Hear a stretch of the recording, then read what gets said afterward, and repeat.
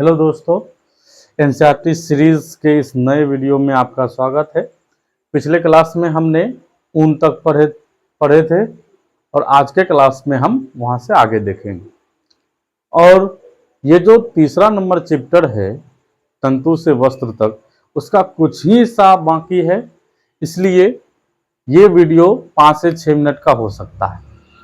तो देखते हैं कि ऊन जहाँ से हम पढ़े थे उससे आगे क्या है। तो पहले जो एक लाइन पीछे लिखे हुए थे, पिछले वीडियो में भी था, वो फिर से दोहरा देते हैं कि ऊन जो है, ऊन का मुख्य स्रोत होता है भेड़। ऊन को मुख्य रूप से किससे प्राप्त किया जाता है? भेड़ से। लेकिन भेड़ के अलावे भी कई जानवर ऐसे हैं, जंतु ऐसे हैं जिससे हम ऊन की प्राप्ति करते हैं।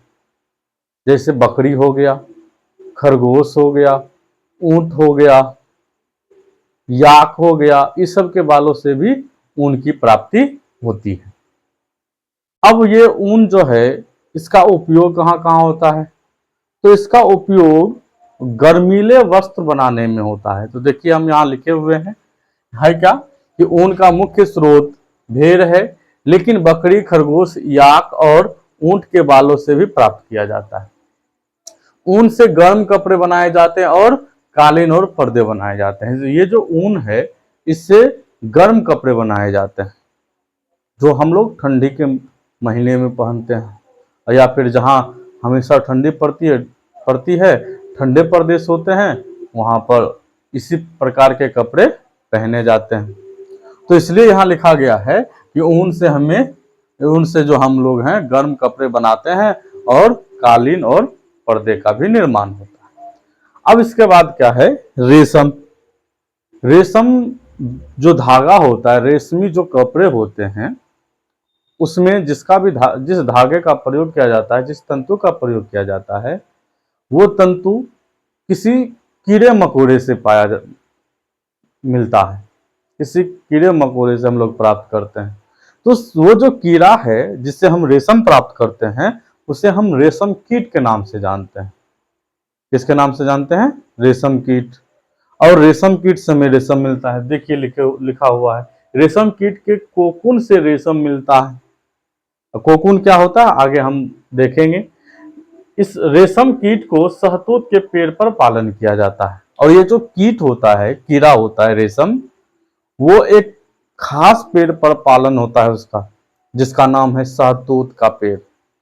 और वो शहतूत के पेड़ के पत्तियों को खाकर ही जीवित रहता है। तो आगे देखिए क्या है। रेशम कीट का जो जीवन चक्र है वो 4 चरण में पूरा होता है। जो रेशम कीट है उसका जीवन चक्र कितने चरण में पूरा होता है? 4 चरण में। कौन कौन सा चरण है? सबसे पहले अंडा होता है उसका, उसके बाद प्यूपा बनता है, फिर लार्वा बनता है और फिर वयस्क बनता है।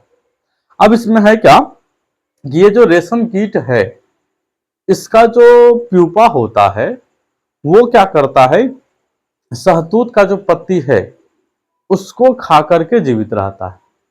और जब ये वयस्क हो जाता है, जब ये लार्वा के रूप में बन जाता है, तो फिर उसके ऊपर से एक चिपचिपा पदार्थ निकलता है उसके अंदर से। उसके शरीर के अंदर कुछ एंजाइम्स होते हैं, ग्रंथि होती है, उससे कुछ चिपचिपा पदार्थ निकलता है और वो चिपचिपा पदार्थ उसको चारों तरफ से घेर लेता है, जिसे हम लार्वा का नाम देते हैं। किसका नाम देते हैं? लार्वा का। और फिर वही लार्वा को जब हम पानी में उबालते हैं तो अलग हो जाता है, और फिर अलग हो जाता है तो उससे हम तंतु का निर्माण करते हैं। तो यहाँ से लिखा हुआ देखिए, रेशम कीट लार्वा शहतूत की पत्ती को खाता है। किसको खाता है? शहतूत की पत्ती को। जब लार्वा का आकार काफी बड़ा हो जाता है, यानी वो वयस्क हो जाता है, क्या हो जाता है? वयस्क हो जाता है, तो यह अपनी रेशम ग्रंथि से, उसके शरीर के अंदर कौन सी ग्रंथि पाई जाती है?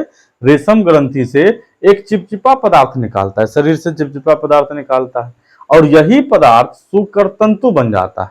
जब वो शरीर से चिपचिपा पदार्थ निकालता है रेशम ग्रंथि से, तो जब वो सूखता है तो वो तंतु बन जाता है। फिर उसे हम उबाल करके बाहर निकालते हैं। देखिए लिखा हुआ है, लार्वा इस तंतु को अपने चारों ओर लपेट लेता है। अंत में लार्वा या कोकून में बदल जाता है। कोकून को पानी में उबालने से रेशम के तंतु अलग हो जाता है, फिर उस तंतु से धागा बना लिया जाता है। यानी वो जो लार्वा होता है, कोकून जो बन जाता है, उसको हम पानी में उबालते हैं और पानी में उबाला जाता है तो उसका कोकून उसके शरीर से बाहर निकल जाता है, फिर उसका हम तंतु के रूप में प्रयोग कर सकते हैं, धागा बना सकते हैं। अब उससे कई प्रकार के कीमती वस्त्र बनते हैं। देखिए लिखा हुआ है रेशम महंगा होता है। महंगा क्यों होता है कि रेशम का प्रयोग कई प्रकार के पारंपरिक परिधान बनाने में किया जाता है। जो भी परंपरा है, जो भी खास करके शादी विवाह या कोई विशेष रूप से कोई फंक्शन दिया जा रहा है, तो उसमें जिस प्रकार के परिधान, जिस प्रकार के वस्त्र का प्रयोग करते हैं, उसमें खास करके रेशमी वस्त्र होता है।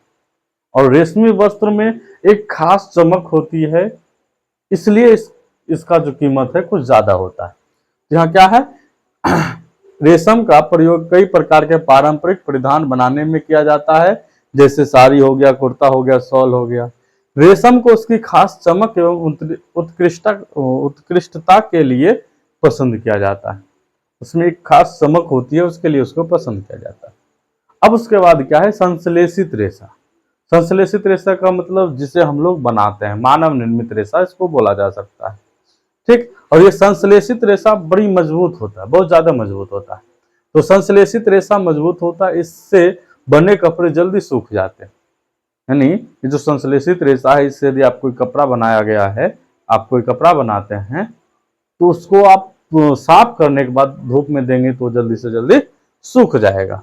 और इनमें सिलवटें नहीं पड़ती है। संश्लेषित रेशा से वस्त्र, टाई, स्वेटर, शॉल, दरी, कंबल, जूते बनाए जाते हैं। तो यहाँ तक था आपका तीसरा चैप्टर। इसके आगे वाले वीडियो में आपको एनसीईआरटी सीरीज का क्लास 6 का साइंस का चौथा चैप्टर हम लोग लेकर आएंगे, और उसको भी आप लोग इसी तरीका से प्यार दुलार देते रहिएगा। तब तक के लिए